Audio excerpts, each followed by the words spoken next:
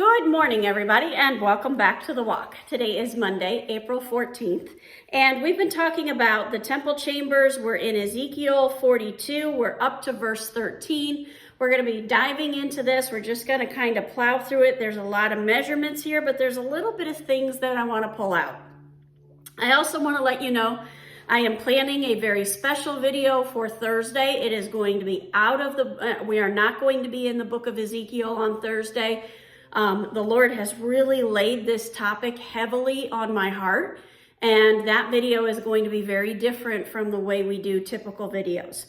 So Ezekiel 42:13 says, "Then he said to me, the north chambers and the south chambers opposite the yard are the holy chambers, where the priests who approach the Lord shall eat the most holy offerings. There they shall put the most holy offerings, the grain offering, the sin offering, and the guilt offering, for the place is holy. When the priests enter the holy place, they shall not go out of it into the outer court without laying there the garments in which they minister, for these are holy." Okay, we're going to stop here and we're going to think this through. So just their outer garments, the clothing they wear when they go into this holy place, those are also set apart. We've got these Levitical priests, these sons of Zadar, that are set apart. They've remained holy through all of this turmoil that's been going on. And they're set apart from the people because they're the ones that will go into this most holy place. Even their clothing is holy. So they're going to go into this holy place and they're going to put on this holy clothing. When they leave this holy place, they're going to take that holy clothing off.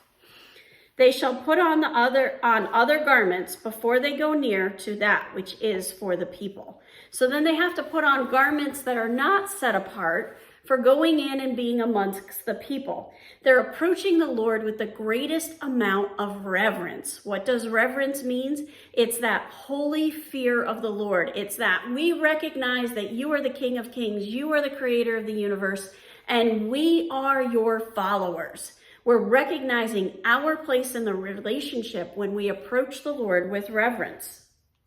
Verse 15. "Now when they had finished measuring the interior of the temple area, he led me out by the gate that faced east and measured the temple area all around.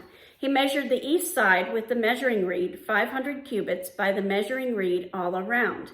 He measured the north side, 500 cubits by the measuring reed all around. He measured the south side, 500 cubits by the measuring reed all around.